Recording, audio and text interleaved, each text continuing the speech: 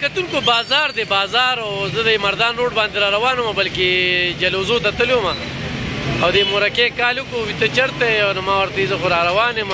وي غونځاغي مې دله پخ کړي دي او دا راشه دا دې ولې ما له دومره زما ورور یې که نه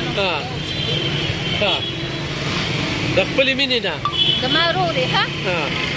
نو تاسو وی چې غونځاغي ولې دغه کمه او ما وایي چې زما ورور د زما لاس غونځاغي وخوري بس ورور او خور خو بیا مینه کوي که نه یو بل سره صحیح ده او دا چې کوم دی دا زما طرف ونیسه کتونکو دا د داسې قسمه خویندو مینې دا بازار دی په دغه بازار کې موجود یو بلکې علي زټا ورسره او دې زنانه چې کوم دی نو ځان سره دا غونځاغي یې پخ کړي دي دا به څومره په مینه پخ کړي وي او چې دا غله زه یې اوسم